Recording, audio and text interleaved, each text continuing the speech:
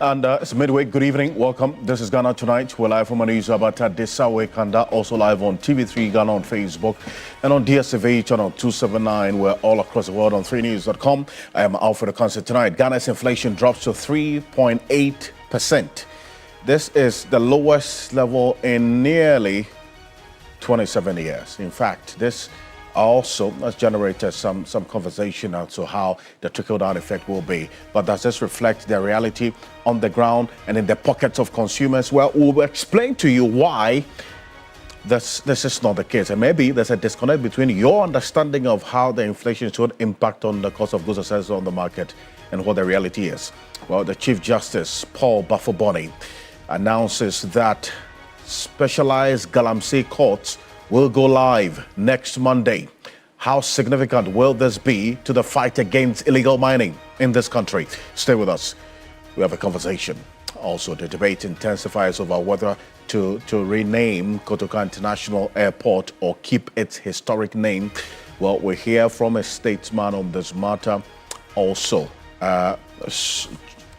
is investigative journalist has also been speaking about the matters arising to this. We have this, including the trial of Chairman Wontumi, that's Benedict Fiboisiako, and matters arising. We'll link all of that into the galamsey and matters arising as well, and what the judiciary have decided to do going forward. As always, you're an integral part of the conversation. Let's hear from you. The hashtag we're using is Ghana Tonight on Facebook and on X. Let's get talking.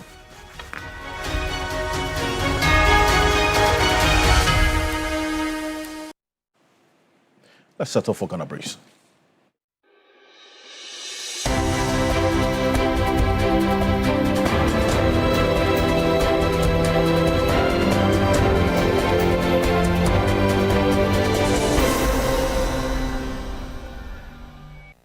Policy document for the 24-hour economy program has been presented to Parliament for scrutiny and approval by the House to give effect to its implementation. This follows months of minorities' demands for such document to allow proper oversight. A bill establishing the 24-hour economy authority has been laid. A very comprehensive document on the 24-hour economy. So the 24-hour economy and accelerated export development program, based on a request that has been made by my friends in the minority, for this report to be laid so that it can be shared among members of the House.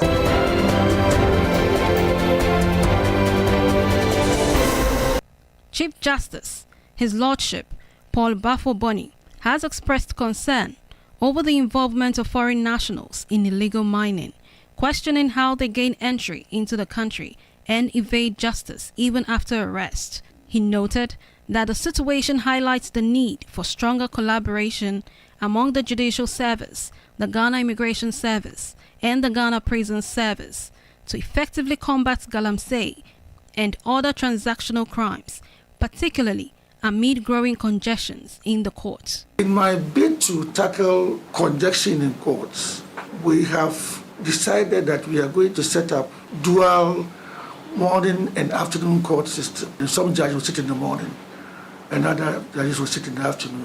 We intend to create special courts, and they are going to be rolled out coming Monday. These special courts are going to deal with cybercrime, galamsey, human trafficking, cross-border crime.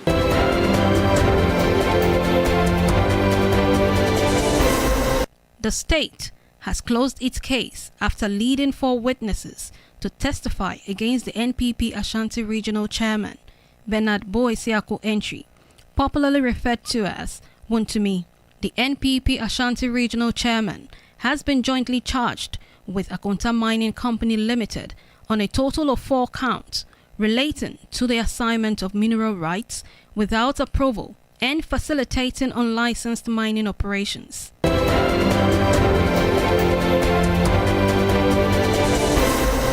In an effort to address persistent transportation challenges in the capital, the government has announced plans to retool the State Transport Corporation (STC) with 500 new coaches. As part of interim measures, the company has revived its workshop to service and maintain its aging fleet while awaiting the arrival of the new buses. Transport Minister Joseph Bukari Nikwe made a working visit to STC to assess operations firsthand and familiarize himself with the challenges facing the corporation. The commercial vehicles are fewer in the system. Private vehicles have taken over the streets. So if the private sector is unable to feed in now, government will have to work, because government exists to solve problems of the citizenry, and we cannot keep on. But just to caution that the private sector should take advantage. If not, that time to come, they will be saying that government have taken over the activities, because what we are going to do in terms of retooling will be a way that they themselves will not find space.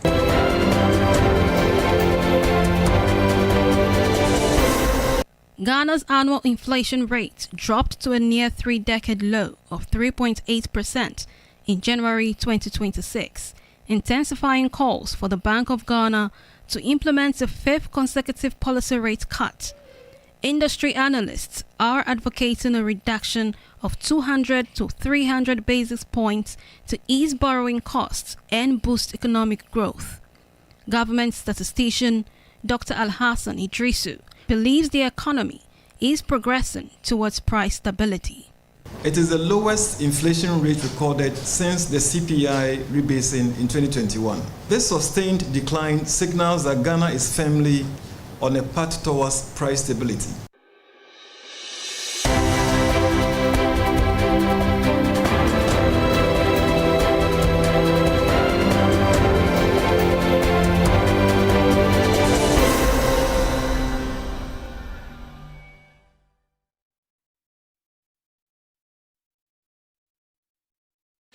Well, there's more news on 3news.com. Make some time and visit 3news.com. This is Ghana Tonight. We're live on 3FM 92.7, also on TV3 Ghana on Facebook, and on DSTV channel 279. We're all across the world on 3news.com. Proudly brought to you by Flamingo Paint, Simply Superior, Sasson Setsa Spray and Call, Tumtum Preco, coming up here on Ghana Tonight. Specialized galamsey courts go live on Monday.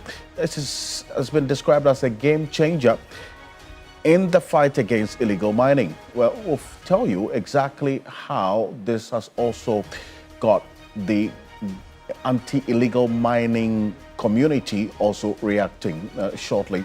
We'll hear from engineer Dr. Kanashigbe in a bit. He's going to be connecting with us on Zoom.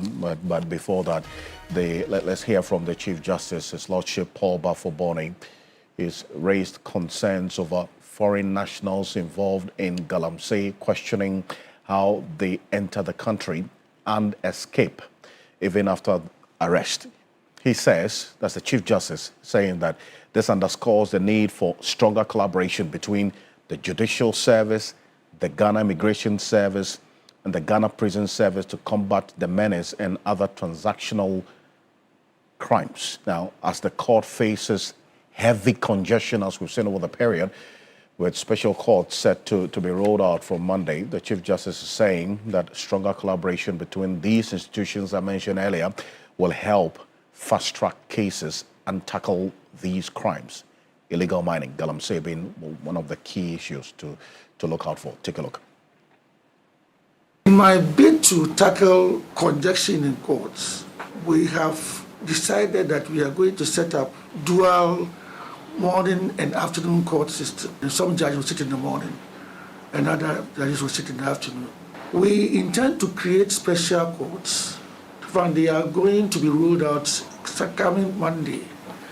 These special courts are going to deal with cybercrime, galamsey, human trafficking, In my bid to tackle congestion in courts, we have decided that we are going to set up dual morning and afternoon court system. And some judges will sit in the morning and other judges will sit in the afternoon. We intend to create special courts, and they are going to be rolled out coming Monday. These special courts are going to deal with cybercrime, galamsey, human trafficking,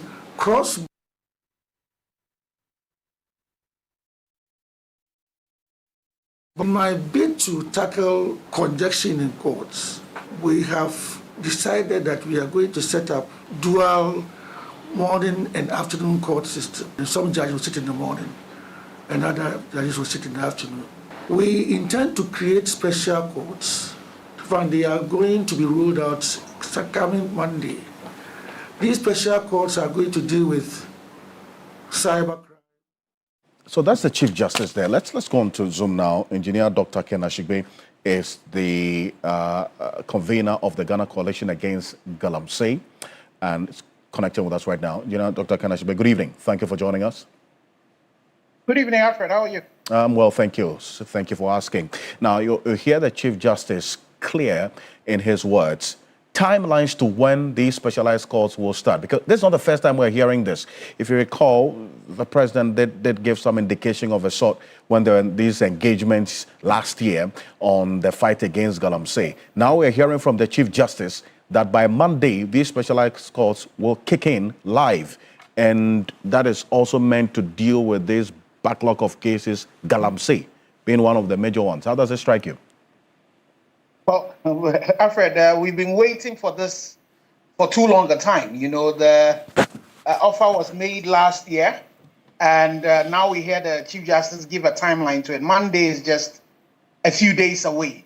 Again, we would want to see how, these courts would operate and how it would result in speedy trial of some of these cases that have been stuck in the courts. And so we take it with cautious optimism, hoping that it would deliver what exactly we are hoping it would do.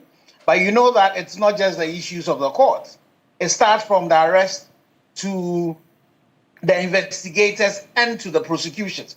We're hoping that our police people would take the criminals or the suspected criminals that will be arrested through the Minerals and Mining Act and not be using any trespass or anything.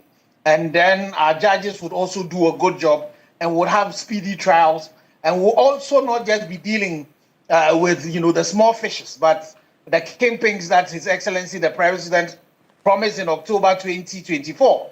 We're going to be able to see these people being prosecuted as well. And one of the concerns I recall, well, maybe not concerns, but one of the issues that the Attorney General raised sometime last year, in fact, when the President met the CSOs, you were there at that meeting at the Jubilee House on the same matter of galamsey. The Attorney General did indicate that you arrest these illegal miners, you take them to court, they are granted bail, and the next moment they are seen back at the same illegal mining site where they were arrested. I mean, how would this, from where you sit, address this challenge that he talked about? Well, I think it's a major problem. And you see, Alfred, you need to go back to the days of Operation Vanguard, for example. We're recording less than 10% prosecution, and convictions were even less. And then we know the number of arrests that the NIMOS have been able to do. How many of that have been able to been successfully prosecuted? The wheels of justice seem to move too extra slow when it comes to the issues of galamsey. So we are hoping that now that there's a specialized court, the Chief Justice would also pay attention to it, so that the judges who will be handling these cases themselves will know that the Chief Justice is watching, all of us are watching, and so that the cases, all the cases that, we've reported, we would then be able to see some prosecution. And you see, once we get prosecutions happen, it also then becomes a deterrent. And then hopefully, because these are also specialized courts, we would have judges who understand the laws so far as the Minerals and Mining Act is concerned, and they would apply them. Bear in mind, some time back, there was a Takwa court where there were some Chinese that had been arrested. When prosecution was done, the judge gave them the minimum sentence for Ghanaians. That's what he gave to foreigners, and so we are hoping, which was just a fine, which they paid like a ticket. So we're hoping that our judges who will be sitting there would bear in mind that these are existential threats that face us. And so when the cases come, they would make sure that they are exacting the maximum punishment. We need to ensure that when our foreigners, they serve their sentences before, if they are going to be deported, they are deported. You see, justice should not only be done, but should be seen to be done, and should be done expeditiously. Let's see. Now, as of end of last year, we're told almost 2,000 illegal miners had been arrested from January last year to the end of December. A number of them have been arraigned before court. So if we're talking about fixing that problem of the backlog of cases, we should also be looking at the prisons, is it not? Because if all of these persons who are arrested would have to be imprisoned after the guilt has been established, that's also going to create another challenge at that end, isn't it? Well, definitely that's the case. And again, I'm just hoping that in doing all of this, we will be looking for, the root causes. So in the prosecutions that would be done, the Attorney General and his prosecutors and the state attorneys would be able to use a lot of the pawns that are in these games that might be arrested to be able to get the knights, the queens, and the kings, who are behind this, so that, we're not just going to be imprisoning these little ones who are in there to eke a living. Yes, they've committed the crimes, but we should be able to use that, to lure and then be able to get the root causes. These politically exposed people, these influential people, these organized criminals who are behind it. So, yes, I agree with you that we need to make sure, we're clearing we're unclogging our prisons. So we should not be giving people whose sins are misdemeanors, custodial sentences. But these, hardened galamsey criminals, especially the kingpins who are involved in this, they are the ones who should be serving the steep, custodial sentences. And I'm just also hoping that this whole thing of community service that we've been talking about as also being able to come, then they're not too serious cases, the misdemeanors and all of that. Community cases, sentences could then be done. And then these people who are really impacting upon our existence as a people, they would be given the stiffer custodial sentences. And then another thing that Alfred would do for us is that all the several excavators that have been confiscated, and all of these equipment, that are seized in the theaters of these crimes, that we've not been able to do forfeiture for. The courts, once they find them guilty, we can get forfeiture and then we can deploy them into some better use. I see. Now, there's a trend, and this is going to be my final point. There's something I have observed over the period with the NIMOS's operations in these illegal mining areas. Before they get there, it's either the illegal miners have gotten wind of they are coming, and so they run away. They leave that site even before NIMOS gets there. Or in some cases, as we've seen with the Forestry Commission guards, they get these illegal mining sites. They don't even arrest them because they are a lot in this Abrewa Ninkrine area, thousands. Mm-hmm. So they had to rather burn down this settlement and then disperse them. From what we're hearing, these illegal miners at Abrewa Ninkrine who were dispersed after their location was burned down have converged again. They're coming back. They're coming back to do it. That's a big challenge, is it not? No, it's definitely a big challenge. But there was a solution. You mentioned the engagement that we had with His Excellency the President, the CSOs. In that meeting, NIMOS had told us specifically that they were going to, one of their strategies was to set up permanent bases in these places, so that they are not just going and coming back like they are currently doing, but it looks as if they've not been provided the resources. So our appeal to His Excellency the President is that 150 million cedis that have been offered to NIMOS in the budget should be released, so NIMOS can have permanent bases within these places. Our forest reserves, our water bodies, they can permanently, so Abrewa Ninkrine, for example, you need to have a permanent base in there, so that when you go into these places, you then can hold the force that are there, because they are supposed to be there, they're not supposed to be leaving. Again, the Forestry Commission has also started a project where now they are building permanent bases, very strong bases within, some of their forest reserves. That's also something that should be encouraged. And I would urge His Excellency the President, the Minister of Finance, that the resources that are required to make sure that the NIMOSs have their permanent bases, the forestry people also have their permanent bases, and then we make the forestry guards, we make them a paramilitary organization. Make sure we provide them with superior firepower compared to what these illegal miners are having, so that then we can consolidate it. So once you go in there, you clear the people, you're able to deal with it. It also would mean that in terms of some of these attacks where they ran off, the element of surprise is going to be important. Recently, we saw Naimos get into a place in the eastern region after trekking several kilometers and getting there. The people were able to swim to the other side. What is happening with our deployment of the Navy? What is happening with our deployment of the Air Force? So that sorties could be flown over these places. And then we'll make sure that we're arresting these people.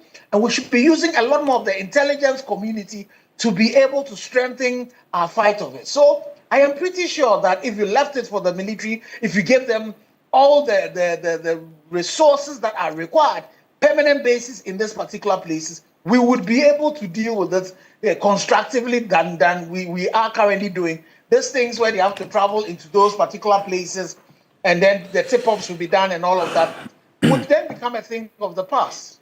Thank you, Engineer Dr. Kanashigbe. Thank you for joining us here on Ghana Tonight. I know that this Chairman Wontumi case is one that you've also been following quite closely. You have keen interest in them. What we're hearing today is that the state has closed this case after leading the 4 witnesses to testify against Benadentwe Boesiakom. And I want to find out quickly your own thoughts about this particular development, because what we're hearing is that Chairman Wontumi's lawyers have decided that, look, the minimum threshold of evidence has not even been proven so far after these 4 persons that were filed or presented by the Attorney General have been cross-examined. So he shouldn't even speak at all. What's your take on this? Well, it would be a shame if, with all the evidence that we had collected all the way from 2022 all the way to this time, it would be a crying shame if the prosecution are not able to do a good job. Well, we still would be watching, and it's a place that we really are watching, because again, I'm not a lawyer, but again, if you look at all the evidence that we had, and in terms of the conversations that we have had with the lawyers and with some of the prosecutors, in terms of the evidence that was available right away from 2022, when he was caught mining in the Tanonimre Forest Reserve and also breaching the buffer policy, there was ample evidence. And again, we saw that the Prime Minister for Lands and Natural Resources himself had also done some extra work that had been done. I am confident in the Attorney General. I'm just hoping that the state attorneys that are handling this particular case do a good job. Again, that's why I was telling you that the thing about the whole prosecution thing does not only start with the judges or with a special court. It starts all the way from the evidence that were gathered, the investigators that have been working on this, and then the prosecutors and the way the cases are done. So all of us are watching, and I'm happy the media is also paying attention to it, and so that we ensure that cases like this, we deal with them. But it's not only Chairman Wontumi's case. There are other politically exposed persons whose cases we have not seen. If you take the Professor Frimpong Boateng report, for example, it's replete with a lot of politically exposed persons who are in it. The Attorney General, in the meeting you referred to with the SOs with His Excellency the President, had promised us other investigations that was being done. What is happening to that as well? To be able to deal with this issue of galamsey, we need to deal with the politically exposed persons who are involved in this. And so these are issues that we're hoping that will be dealt with. So we are watching, and some of the lawyers who are involved in the coalition and as well, keep on explaining some of these things to us. And we want to ensure that the right thing is that justice has to be served.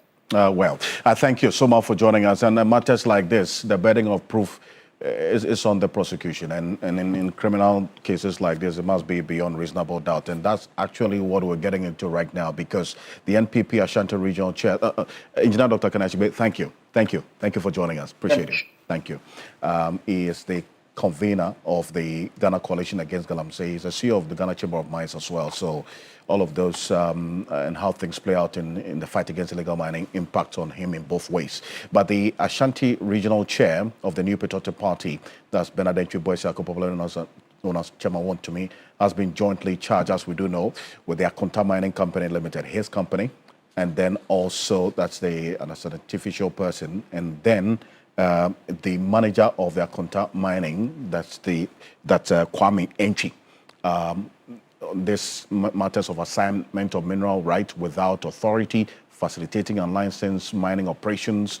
Now, what does all of this mean? And this is what we're going to show to you, because and how far we have come with this particular case over the period up until this point. Well, as we do know, the charges were filed.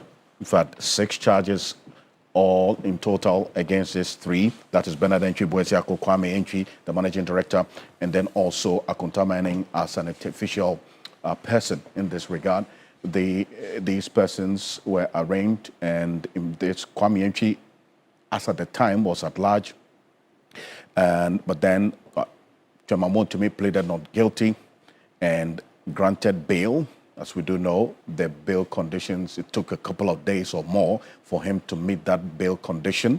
And the trial then proceeded, and the prosecution, the Attorney General, the state for that matter, presented 4 witnesses to testify. And the Chairman Wontumi's lawyers also had the opportunity to cross-examine these witnesses. Essentially, what has happened now is that today, the prosecution, that's the state, has closed its case. And Chairman Wontumi's lawyers say, well, they're filing for a submission of no case. What that essentially means is that his lawyers argue that the minimum evidence or evidential threshold has not been met. After cross-examining these 4 witnesses, say that, look, I mean, there's really nothing for their client to answer. So you should just go ahead with it. So what's going to happen going forward is that the trial judge would have to rule whether or not this particular application will hold. If it doesn't, then the trial proceeds. If it does, what's going to happen is Chairman Wontumi will be acquitted and discharged, because, look, he's essentially going to be a free man, at least for as far as this particular case is concerned. And what then leads us to the Attorney General's own verdict on this. This is going to be the next step. If application is upheld, Chairman Wontumi will be acquitted and discharged.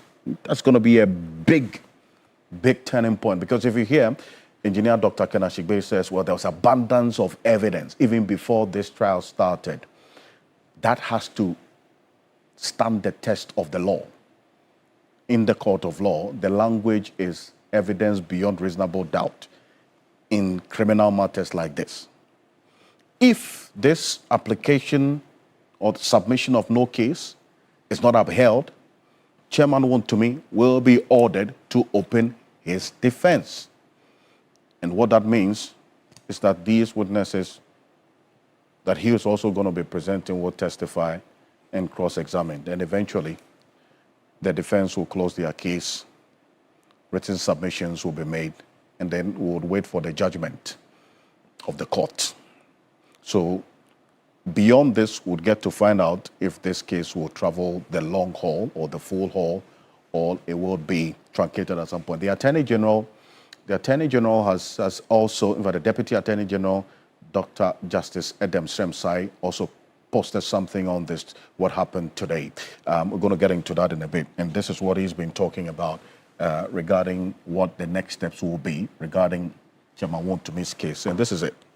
He says, this afternoon, our hardworking state attorneys closed the Republic's case against Chairman Wontumi, that's Bernard Entry Boesiako, and his 2 co-accused persons, Kwame Entry, who is at large, and Akonta Mining Limited. The core accusation in the case is that Chairman Wontumi, without ever obtaining the required ministerial approval, gave his mining concession in Samreboy to some people to use for galamsey. We called 4 witnesses in all. Our first witness was one of the galamsey headmen. He was arrested together with other galamseyers in Akonta Mining office on the concession. The headman testified that he, indeed, supervised several persons to conduct galamsey on the concession. Our second witness was the headman's employer. He testified that he had an arrangement with Chairman Wontumi to conduct galamsey on the concession and to reclaim the land. He also testified to how Chairman Wontumi used his political influence to get national security protection for their galamsey activities on the concession. Our third witness, a police detective, tendered in evidence investigative statements, including one in which Chairman Wontumi admitted to giving a part of his Samurai Boy concession to our second witness, but for purposes of land reclamation only and not for galamsey. He gave no money for the reclamation. Our fourth witness, a mining law and regulation expert, testified that allowing another person to carry out mining activities on a concession requires the minister's approval. He told the court that Akonta Mining did not have an approval to let another person mine or reclaim the concession. Chairman Wontumi's lawyers have told the court that they want to make a submission of no case, as I referenced earlier, which essentially means they will tell the court that the Republic has not brought sufficient evidence to require Chairman Wontumi to even open his mouth to utter a word or defend himself. The lawyers have 14 days within which to make their submission of no case. Our attorneys will oppose the submission of no case the year. Justice Dr. Adam Sremsai, you have it there. You'll find this on his socials. So, and also reproduce on 3news.com. This is Ghana Tonight. Now, coming up next, the Kotoka International Airport renaming debate heats up. A statement, Dr. Nyaho Tamaklo is also weighing in on this particular matter. And in fact, a number of persons as well who have been sharing their thoughts, views, and opinions on it, and what the way forward in their view should be regarding this particular development. And earlier today, the minister in charge of transport also gave some reasons why this has actually become a matter of consideration for the government. We're going to hear from the transport minister in a bit to set the basis for this conversation, because Dr. Nyaho Tamaklo is going to be responding to what the transport minister stated. We're going to go for this quick break. When we're back, we'll get into it on this show, Ghana Tonight. Stay with us.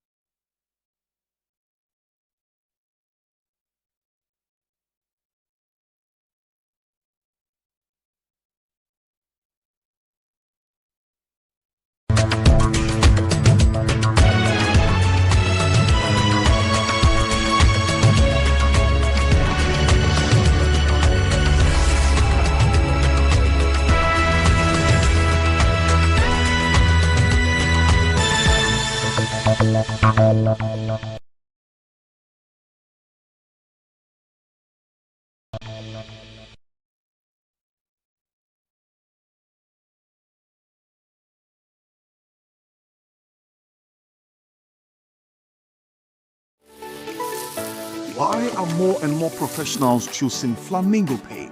As an interior decorator, I aim for that beautiful, elegant look. Flamingo paint has great hiding ability to cover and transform old walls easily with just one coat. Impressive. For me, as a professional painter, I love Flamingo paint because with this small paint, I paint huge area, meaning more profit for me. Great value for money. As an architect, Flamingo paint, with its well-researched and solid composition, guarantees durability for all my buildings. Flamingo paint, superior hiding, superior coverage, superior durability. Flamingo paint, simply superior. In my line of work, a confident smile is everything. Kale Charcoal Toothpaste keeps me on top of my game and ensures my smile is always radiant and bright. With the tiring nature of my job, we spend several hours under the scorching sun. To keep our teeth white and our breath fresh all the time, we use none other than Kale Charcoal Toothpaste. Kale Charcoal Toothpaste. You're on a Kessie and in a kit one. Samayo Kendini, who be here, Semetra Sapapadia to Amame Manfo. Kale Charcoal's natural ingredients, and a bomb is so buying, a man is swing, Nesansu Mama Hotoso, a will beg you. Kale Charcoal Toothpaste. Choose Kale Charcoal Toothpaste for anti-cavity, whiter teeth, and fresher breath all day. Available in 80 gram and 150 gram. Grab yours today. Kel, happy smile. This advert is FDA approved. Yes, next.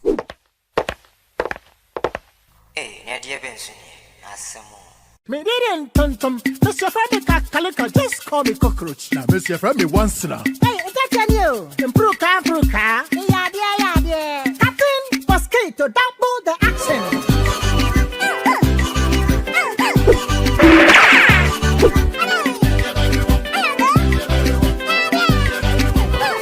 Me did this sasso spray. Mr. Freddy sasso quell. Yeah, go to my sasso.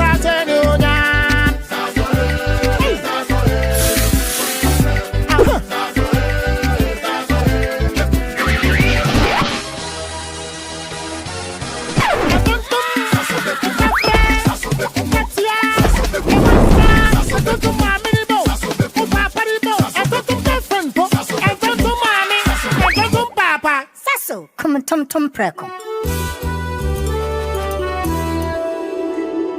It's time to upgrade your viewing experience with Franco Smart Television.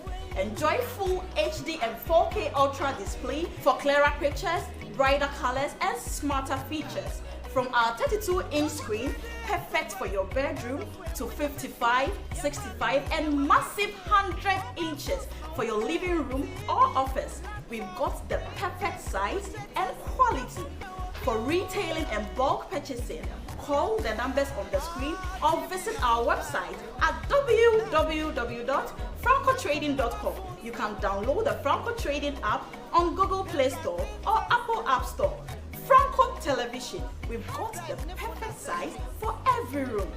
Franco, home of quality television. 26 promises joy, adventure, and new experiences. Global Wings Travel and Tours, in partnership with Media General, invites you to experience the best of Asia with an unforgettable Malaysia and Singapore tour this April 2026. Experience 9 unforgettable days filled with experience, luxury, and limitless fun. Your package includes return air ticket, 4 nights Kuala Lumpur Hotel, 3 nights Singapore Hotel, daily half board in both cities, Malaysia visa facilitation, Kuala Lumpur City Tour, Petronas Twin Tower, Genting Highland with cable ride, inter-country transfer, Singapore City Tour and Marina Observatory Deck, Sentosa Island full day tour with cable car, and so much more. Why wait? Make your April 2026 Malaysia and Singapore trip a reality with one call. Book now by calling or WhatsApping 0550 18818.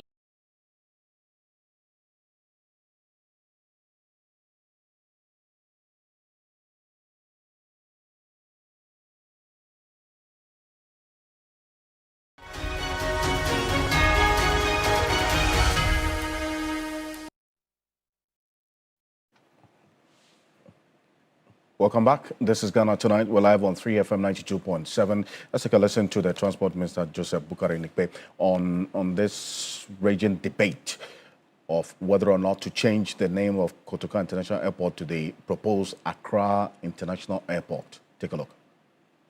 Original name. We will remember that in the period of the Second World War, around 1946, the British Royal Air Force used that place as an Air Force base to carry people to war and other activities. After that period, somewhere in 56, that facility was handed over to the civilian rule. That was the time Sergeant Dr. Kwame Nkrumah was at the helm of affairs. He retooled, he revamped, and redeveloped the Air Force base into a civilian passenger airport. And as at that time, the name was Accra International Airport. And that name is of significance to us. We all here have accepted that Accra is our capital city, marketed, rich culture, and also locational identity. That everybody in this world, especially in the West Africa sub-region, knows that where this struggle for independence had a lot to do from Accra. And so renaming the airport to Accra International Airport is of significant importance to the Ghanaian people and, for that matter, the African personality. Now, the situation is like that we are not doing this with any political thinking. We are doing this to come from a very neutral point of view that Accra is our capital city. It is not anybody's name. If we want to name other monuments or any other national facilities to people, this is the time that we are looking at restructuring them. For the fact that we had a name and it was changed to honor somebody in his role in the 1966 coup, we feel that that history is not what the Ghanaian will want to hear. The fact that it had an original name, and that name was when the first president gave that name to the airport, we should do that, and Kwame Nkrumah himself in his grave will remember, even if the spirit is anywhere and it is coming home, it will get to his original Accra International Airport, no any other name. And so we are not doing this to cause any pain or any harm to anybody. We want to look at the geographical importance, and we want to look at other practices in the world. For instance, we have the Nairobi International Airport. We have the Addis Ababa International Airport. So renaming Accra International Airport is one of the glories we think that we will be doing to our forefathers who fought for independence for us and gave us these rich and respected names. We are not in any way rushing on this bill. It is going to go through all the processes. For this time round, it is to be laid in Parliament. It is when it is laid, we will debate it, we will go through it, and we'll let Ghanaians know the historical importance of renaming our airport and the benefit it will come along with. So that's the Transport Minister giving some reasons and the basis for this whole idea of renaming or restoring the earlier name of the Kotoka International Airport to that original name of the Accra International Airport. In fact, this was an airstrip, as we do know, we developed sometime in 1956. That name that was given to the redeveloped airstrip was the Accra International Airport. That is what is being sought now to have it then reverted to. But there's a reason why this Accra International Airport, as named in 1956, was renamed then to Kotoka International Airport. And this is what we're going to take you through. There was actually an enabling legislation that led to the name change to the Kotoka International Airport from the then Accra International Airport. And this is it. That's a General Kotoka Trust Decree 1969. I'm going to put it on the screen right now, NLCD 339. And this, why exactly was this legislation really necessary? It was to demonstrate gratitude for liberation and rebirth of freedom in Ghana. Remember, because this 1966 coup happened at the time when there was this whole, demonstration and also the pushback on the Preventing Detention Act and this whole quest for a one-party state that the then Nkrumah-led government was being accused of pushing. And so all of this was captured in the sense that these persons who fought for their freedom and the rebirth of the freedom in Ghana and for liberation, gratitude to them, achieved by the gallant men, including Kotoka, for fighting against those quests and objectives by the then Nkrumah-led administration. The paragraph 8 of this legislation we're talking about, the objectives of the said trust, was to establish, one, the renaming of the Accra International Airport. So this is it.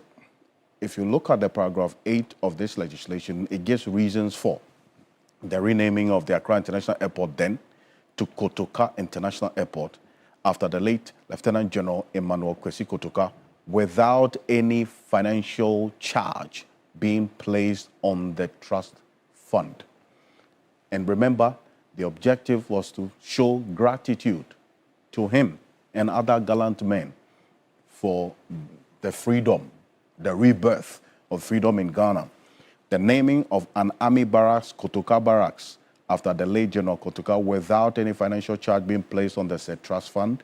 The erection of a statue, you go there at some point, there was a statue of the late General Kotoka there at that same site where the Kotoka International Airport is located now, as a warrior in full battle dress at the spot where he fell. Because if you recall, the late Kotoka was shot just around that airport area where the Kotoka International Airport is located, near the Accra International Airport, and the creation of a quiet garden in the area surrounding the statue. So all of this was captured in law, okay?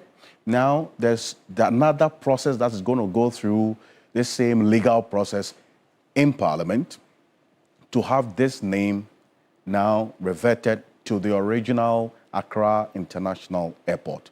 Togbi Dr. Nyaho Tamaklo, a former military officer himself, a statesman. She's joining us on Zoom for a quick conversation on this. Togbi, appreciate your time on this particular issue. And the Transport Minister has been giving some reasons for the decision. And in fact, he says the renaming of the airport is, to quote, is significant in terms of its importance to the Ghanaian people, and for that matter, the African personality. You disagree? Why? Now, firstly, it is unfortunate that such a move should come from the present government. Very unfortunate, because I thought they have learned their lesson. Lessons in the sense that we've had previous government that has disappointed the people of this country. And I thought when they come to power, there are certain things they will tackle first and foremost. And they started well, no doubt about that. For them to bring this in just a year after coming to power surprised me greatly. In the first place, is it relevant? Is it important?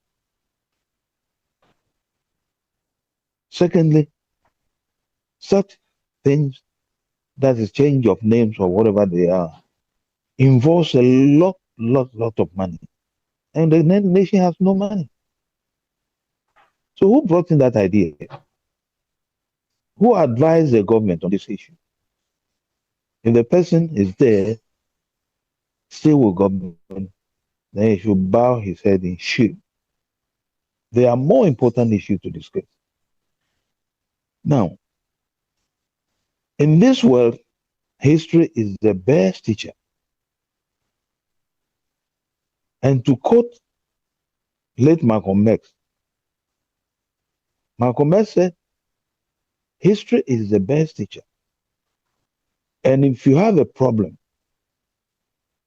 all that you do is that you look to others who had problems similar to your problem. And if you are able to see how they solve their problem, you use their method to solve your problem. Now, most of these young people around don't know that Kwame Nkrumah had a statue before. The very spot where he declared independence was where that statue was placed. A bronze statue. In 1996 and 1966, when he was overthrown, they brought bulldozers to bring the statue, the whole bronze statue down. Where is the statue today? And why? What we see there now was recently put there. I think we have to learn from the past. Yes, Kotoka, amongst others, plan and stage a coup. And any African, for that matter, a Pan-African, definitely did not agree with them. However, it is part of our history.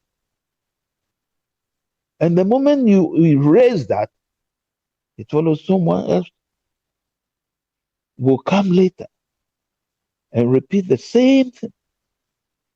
That's why the white people keep their records. We don't keep records here.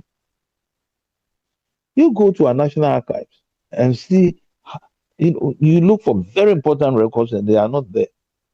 But go to England and you see the duplicates there. So I believe strongly those who came with this idea and were able to push it to government must immediately withdraw it. And I must tell John Mahama, the president, that he should be very careful with his advices if he has any. Well, but I just want to talk with Dr. Nyanya Otawanklo, just refer to what the transport minister said. I'm going to quote exactly what he said in response to a couple of the issues that you raised.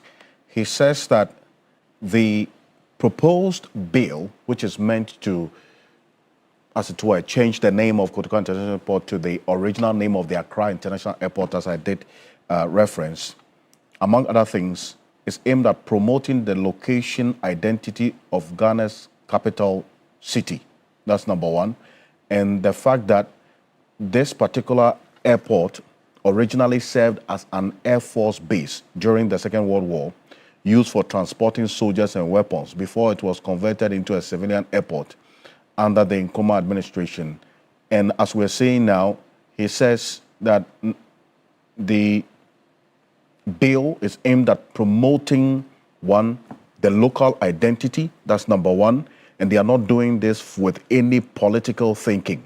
They are doing it to come from a very neutral point of view in the interest of the Republic of Ghana.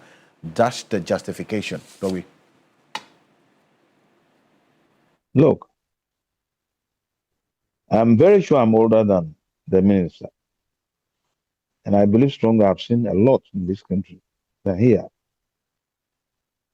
I remember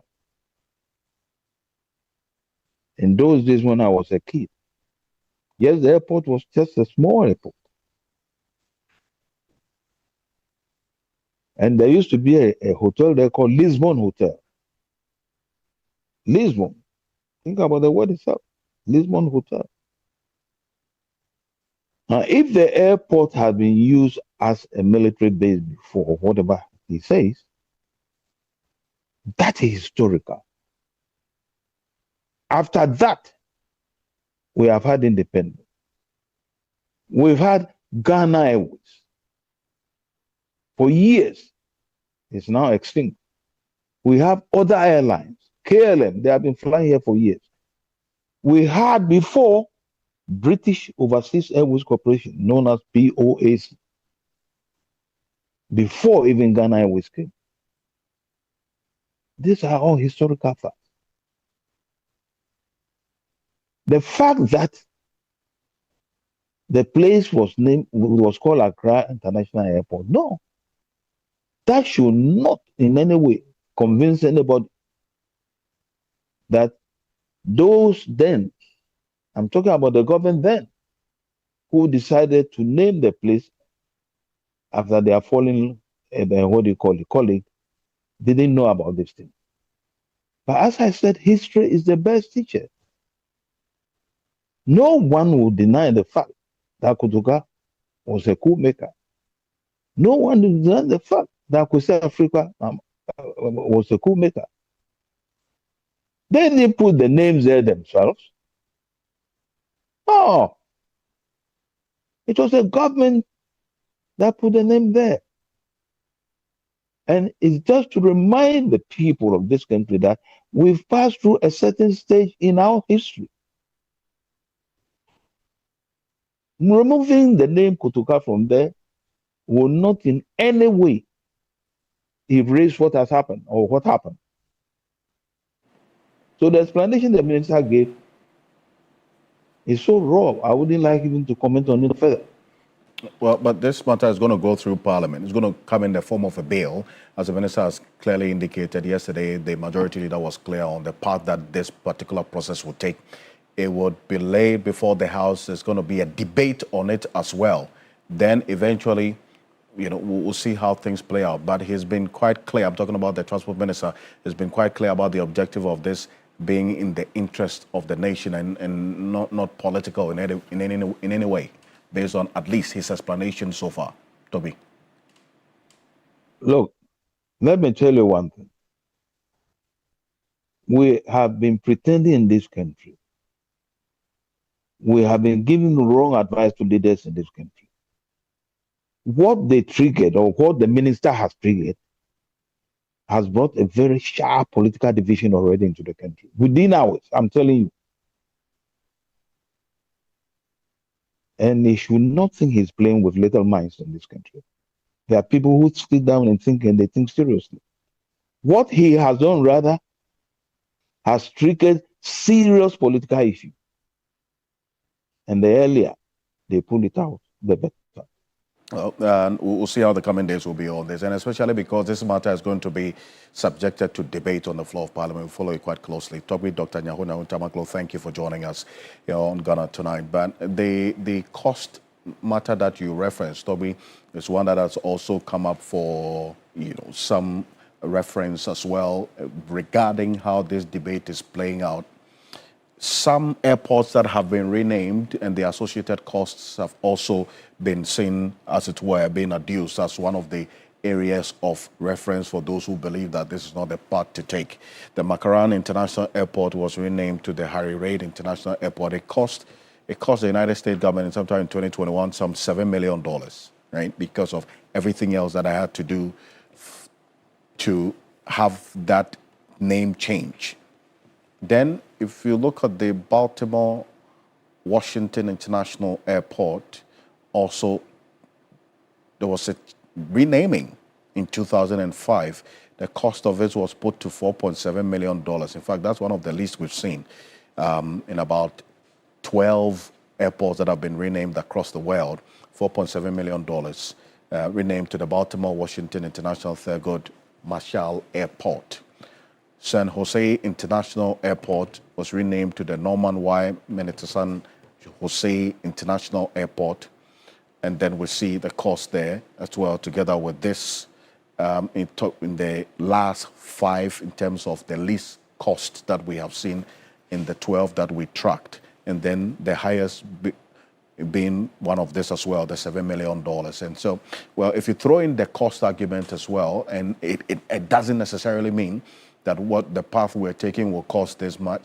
But then again, the minister also would have to give some more details on exactly how this renaming will be, because we have to go through the ICAO as well, have all of that recorded, the signet at the airport, all of those changes have to be made and cost put to all of them. So the cost element is obviously important, one that we would also have to look into. So in the coming days, this is one as well that will get the attention of members of parliament and then obviously the general public. But on behalf of the team, thank you so much for staying with us here on Ghana Tonight. We're back again tomorrow for another conversation. I'm Alfred Kansi. Have a good night. Ghana Tonight is brought to you by Flamingo Paint. Superior durability, superior hiding, superior coverage, simply superior.